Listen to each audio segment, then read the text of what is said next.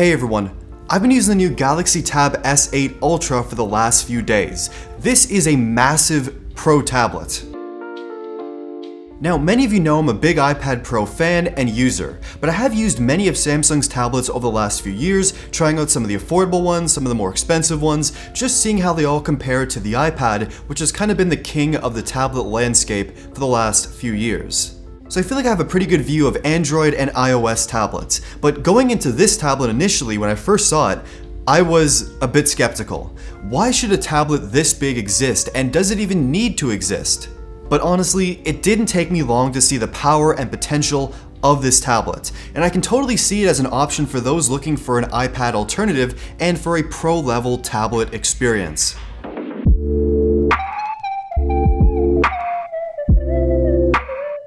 Now first up, this of course is a massive tablet. I'm struggling to even hold it for you on video. It has a 14.6-inch display that's 120 Hz, it's OLED, and it's beautiful, fast, and fluid, and really is a true joy to use for really anything. Like, scrolling through a web page is smooth and fluid, and all text is very crisp. Watching a video, playing a game, drawing, it's a wonderful display that is bright and simply incredible to use. But it also means this is the biggest tablet I've ever used, and yes, it is a really big tablet, but it doesn't feel like a big tablet.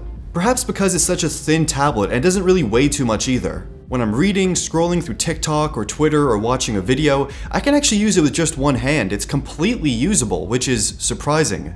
And I'm typically an 11-inch iPad user. I prefer smaller tablets, but with this one, for some reason, I really just like using this massive screen. And next to an 11-inch iPad Pro, you can really see the huge size difference between these two tablets. The sheer size of it does make bringing it around with you a bit more interesting, like you need a bigger bag or a backpack or something, because most tablet sleeves are not going to fit this massive device. And despite being so big and thin, it actually does feel very durable and solid, like it's not going to bend or dent or anything. This tablet feels incredibly strong. That being said though, I still think you should invest in some sort of cover for this tablet. Whether it's the book cover that I've been using the last few days, it's pretty decent, it snaps on with magnets, covers up the screen, there's 2 angles of adjustment, or the keyboard and trackpad cover that Samsung sells as well, which I haven't tried out, but using some of the past versions of this keyboard cover for previous Samsung tablets, I'm sure it's okay. Nothing special, but they're always just decent enough. You're going to want to protect the front glass of this tablet, and you're also going to want to be able to prop this thing up for watching videos, replying to emails, scrolling through social apps. It's good to have some sort of kickstand here because there is no built-in kickstand for this tablet like a Surface Pro device. Some other key details: this tablet has 4 speakers all around the perimeter, which do sound really good and get loud. There's an SD card slot up top, a USB-C port on the side, an in-display fingerprint scanner which has been pretty fast and somewhat decent, and of course, the notch. When I first saw this notch, I was just like, why? Why is it there? Because it looks like the 2 cameras that are actually in the notch could easily fit in the side bezel. But hey, I'm not an engineer. I don't know what Samsung can and cannot do. But really people, it's not a big deal. I said the exact same thing in my 2021 MacBook Pro video. Basically, it's not a deal breaker. Now I did mention the notch actually has 2 cameras inside of it. There's a regular wide camera and an ultra wide camera as well. And the actual video quality coming from these cameras is really quite good. They shoot 4K video, you're hearing the audio quality as well right now, so for those video calls on Zoom or whatever, you're going to be happy with the video quality here. And this is the ultra wide camera, and it's super wide, and it does look pretty good as well. There's also this brand new auto framing feature that keeps you centered in the frame, kind of like Apple's center stage feature. And I mean, it does work pretty good. It does work pretty good, and it works with the ultra wide as well. As you can kind of see, I'm moving around, it's keeping me in frame. Pretty cool. There's also a rear and ultra wide camera set on the back, and honestly, I'm not even going to touch those 2 cameras. They're kind of useless to me on a tablet that's this big, but for document scanning, they're decent. Okay. The S Pen. It does actually come included in the box, and it really is a great stylus for this tablet. It's a nice size, it's natural to use, and it can also be stored on the top of the tablet with magnets on the back or inside this cover case. And using it for writing notes in apps like Samsung Notes or Note Shelf, it is an amazing handwriting experience. Between the 120 Hz and the optimizations, there's virtually no latency. It feels like writing on paper, but smoother. Having a screen that's this big, about the size of a legal piece of paper, is a glorious thing. It really is a massive creative canvas, and writing or drawing with the S Pen is great. And that leads into actually using this display, and pretty much this whole display is utilized perfectly with the software. So there is of course split screen multitasking, where you can have two windows open where you can drag how big each of the windows are. You can also drop in a third window to have 3 apps in this split screen view.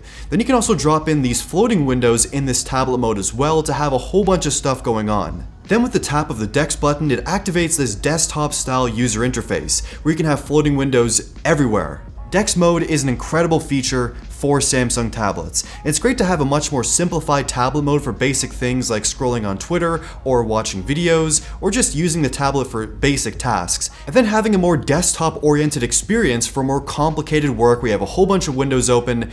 It is great to have both of these options. You get the best of both worlds, and whether you're using it in tablet mode or Dex mode, the software actually looks and feels great as well. Samsung has put in some serious work to make their UI actually look pleasant after years of just less than ideal software.